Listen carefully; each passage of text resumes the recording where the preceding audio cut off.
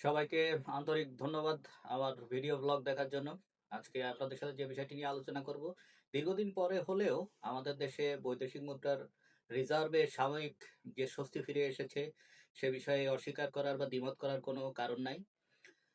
দীর্ঘ প্রায় ২-৩ বছরের ভিতর যে ডলারের ইনস্টেবিলিটি ছিল বা বাংলাদেশী টাকার বিপরীতে, সে টাকার বিপরীতে মার্কিন ডলারের ইনস্টেবিলিটিটা কমে এসে আমাদের রিজার্ভের পরিমাণ এই অর্থ বছর শেষে বেশ স্থিতিশীল অবস্থায় দাঁড়িয়েছে এবং তার ফলশ্রুতিতে গত ১ সপ্তাহ ধরে আমাদের টাকা শক্তিশালী হচ্ছিল বা হচ্ছে মার্কিন ডলারের বিপরীতে।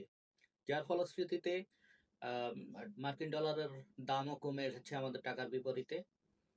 এর ভিতর অবশ্য এর কারণে আমাদের বাংলাদেশের বেশ কিছু সুবিধাদি আ অর্জনের সম্ভাবনা দেখা দিয়েছে। যেমন টাকার মান যদি শক্তিশালী হয় তাহলে আমাদের যে আমদানি খরচ পেমেন্টটা আমরা কম টাকার মাধ্যমে আমদানি পেমেন্ট করতে পারবো। যে সরকারি ব্যয়গুলা, যেমন আমাদের সবচেয়ে বৃহৎ ব্যয় হয়ে থাকে সরকারি ব্যয়গুলাই। যেমন বিদ্যুতের জ্বালানি কেনার জন্য বা এলএনজি কেনার জন্য। আ এবং যে ডিফার্ড এলসি গুলা আমাদের রয়ে গেছে সেগুলো পেমেন্ট করার জন্য অত্যন্ত সহায়ক হবে শক্তিশালী টাকা। কিন্তু এর ভেতর থেকেও একটা সুযোগ আমরা মনে হয় হাতছাড়া হচ্ছে।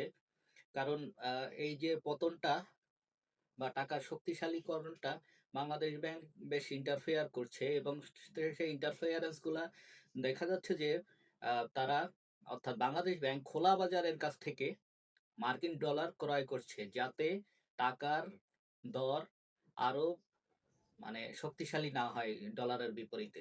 কিন্তু আমরা একটা জিনিস নিয়ে সবসময় গত কয়েক বছর ধরে বলে আসছি, যে সময় দিয়ে আমাদের মূল্যস্ফীতির পরিমাণ ঊর্ধ্বমুখী, তখন আমরা বেশ কয়েকটি বিষয়ের সাথে সাথে একটি বিষয়কেও দায়ী করে আসছিলাম, যে আমাদের টাকার মান কম থাকার কারণে, অবশ্য ডলার শক্তিশালী থাকার কারণে, অর্থাৎ মার্কিন ডলারের বিপরীতে টাকার মান কম থাকার, অর্থাৎ টাকার পরিমাণ বেশি লাগার কারণে আমাদের বাইরে থেকে যে কাঁচামাল বা যা কিছু আমদানি করতে হয়, এই জন্য আমাদের দেশের পণ্যের মূল্যের পরিমাণ অনেক বেশি হয়ে যাচ্ছে। এজন্য মূল্যস্ফীতির পরিমাণ দিনকে দিন বেড়ে যাচ্ছে। এটা একটা কারণ ছিল। সুতরাং এটা কিন্তু খুব ভালো একটা সুযোগ ছিল মূল্যস্ফীতি আরো কমিয়ে আনার। যদিও এটা কমার দিকে আছে, সরকারের বিভিন্ন ডাটা ইন্ডিকেটর সেদিকে শো করছে কমার দিকে আছে। কিন্তু এটা আরো কমানো যেত।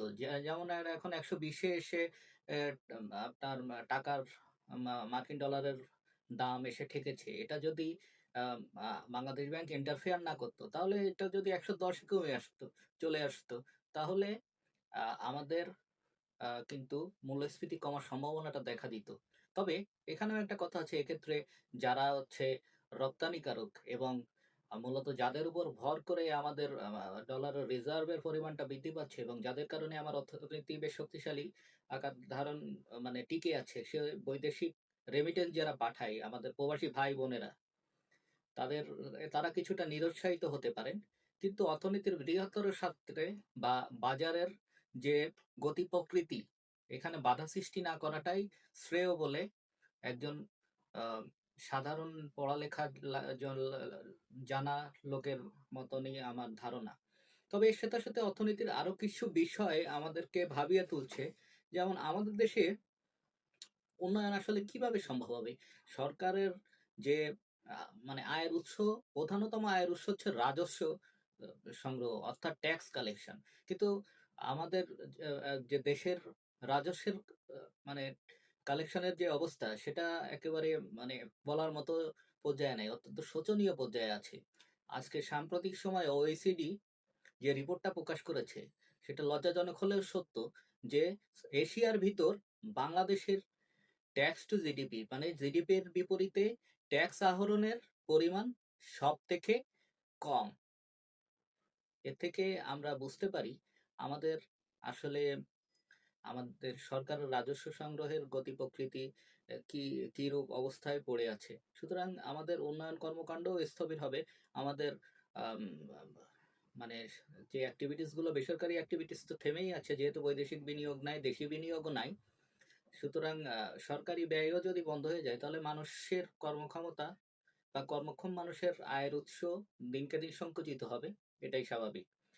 তবে এর থেকে আরেকটা বিষয় আমি সরকারের দিকে মানে আরো মানে তাদের দিকে দৃষ্টি আকর্ষণ করব।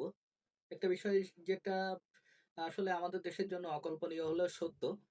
যে টাকা বাঁচাতে, বাঁচাতে বা আমাদের কাছে যদি রিজার্ভের পরিমাণ এতই থাকে বা বৈদেশিক মুদ্রার পরিমাণ এতই থাকে, তাহলে আমরা যে ইপিআর কর্মসূচি, ইপিআই কর্মসূচি, সম্মিলিত টিকাদান কর্মসূচির আওতায় শিশু এবং নারীদের ১১ ধরনের টিকা দেয়া হয়ে আসছে। সেই ১৯৮১ সাল থেকে বা ৭৯ সাল থেকে যতটুকু আমি রিকল করতে পারছি। যা আমাদের দেশ এক্ষেত্রে সফলতা দেখিয়েছে এবং বিশ্বের কাছে একটা রোল মডেল হিসেবে পরিগণিত টিকাদানের ক্ষেত্রে। কিন্তু সেই টিকার কেনার অভাবে আমাদের যে কর্তৃপক্ষের কাছে টিকা এখন নাই। যারা ১ম রাউন্ড টিকা দেয়া হয়ে গেছে, ২য় রাউন্ড দেয়ার দরকার তাদেরকে দেয়া হচ্ছে না, দেয়া যাচ্ছে না। সুতরাং ১ম রাউন্ডের সে টিকার কার্যকারিতাগুলো কিন্তু আ সুফল শিশুরা এবং আমাদের আ যে নারীদের উপর প্রয়োগ করা হচ্ছে তারা সে সুফলটা পাচ্ছে না। এটা আমাদের জন্য অত্যন্ত লজ্জাজনক একটি বিষয়। অবশ্য আমাদের এদিকেও চিন্তা মানে আমার এই বিষয়টাও চিন্তা আসছে। কোন দেশ আপনারা দরকার হয় একটু Google এ সার্চ করে দেখেন যে কোন দেশ আপনার টিকা তাদের দেশে এভেইলেবল হলেও টিকাদান কর্মসূচিগুলো বাধাগ্রস্ত করে এসেছে। কোন সমস্ত দেশগুলা? আমাদের চিন্তা চেতনা কি ওই সমস্ত দেশের মতো হয়ে যাচ্ছে? আমাদের রাজনৈতিক সংস্কৃতি নয় ওই সমস্ত দেশের মতো হয়ে যাচ্ছে। কিন্তু আমাদের মানসিক সংস্কৃতি তো সেই দিকে, এটা সংস্কৃতি বলব না। সংস্কৃতি তো ভালো অর্থে বোঝায়। এটা অপসংস্কৃতির দিকে যাচ্ছে। সুতরাং আপনারা যারা কর্তৃপক্ষ আছেন, আমি আশা করব এই বিষয়গুলো মাথায় রাখবেন। আমাদের টিকাদান কর্মসূচি যাতে ব্যাহত না হয়, সেদিকে আপনাদের দূরদৃষ্টি জ্ঞাপন করবেন। সবাইকে ধন্যবাদ।